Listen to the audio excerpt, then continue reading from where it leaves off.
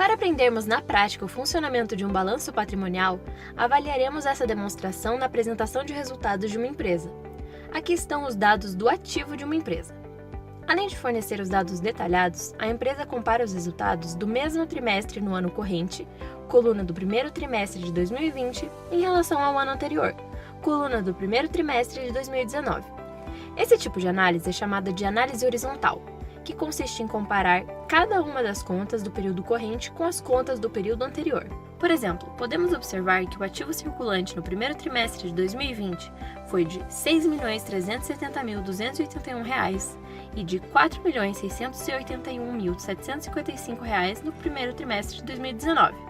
Ou seja, houve um aumento de 36,07% de um período para o outro. Já o ativo não circulante variou de R$ 2.906.819 para R$ 3.481.928, um aumento de 19,78% de um ano para o outro. Finalmente, o ativo total variou de R$ 7.588.574 para R$ 9.852.209. Isso fez com que o ativo total tenha aumentado em 29,83% de um ano para o outro, considerando-se a avaliação do primeiro trimestre.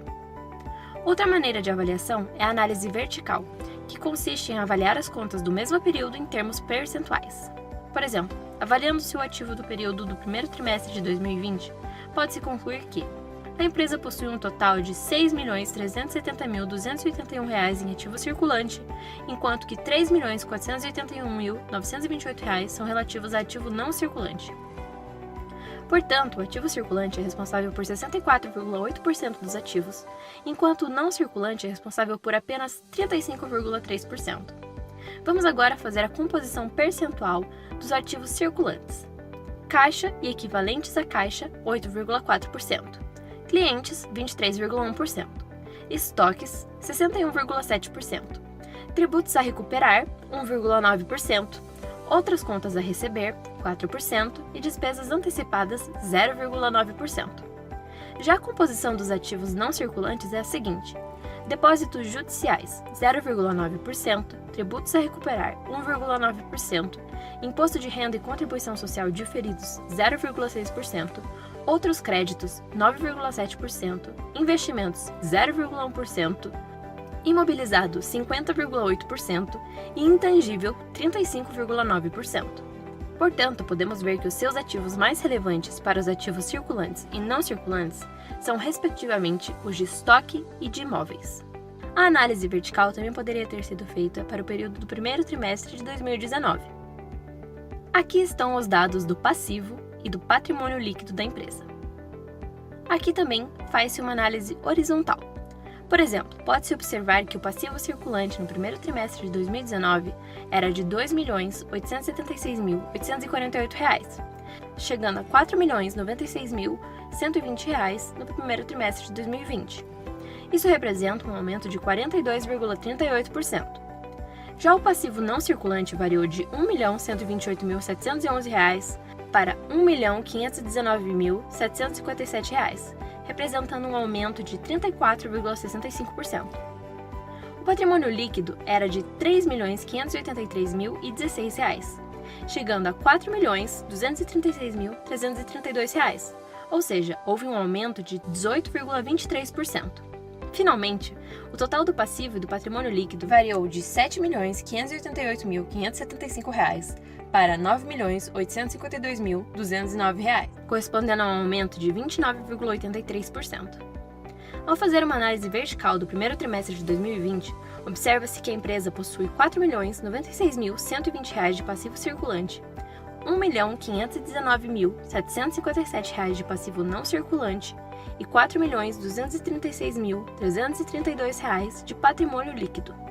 Como é de se esperar, a soma das três informações dá exatamente o valor dos ativos, R$ 9.852.209 para o primeiro trimestre. Desse valor, o passivo circulante é responsável por 41,6%, o passivo não circulante por 15,4% e o patrimônio líquido por 43%.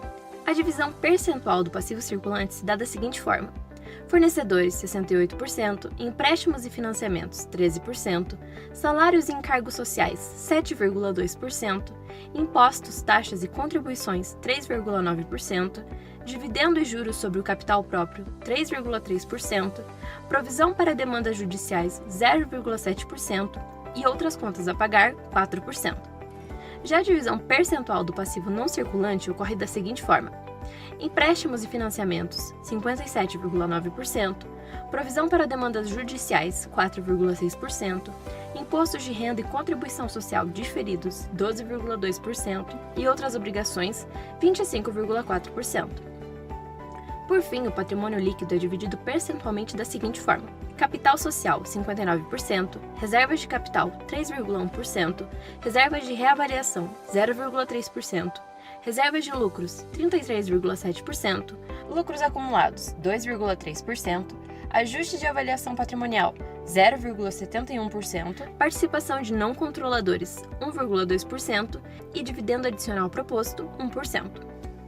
Vale notar que os ajustes de avaliação patrimonial são diminuídos do valor do patrimônio líquido, já que está indicado entre parênteses.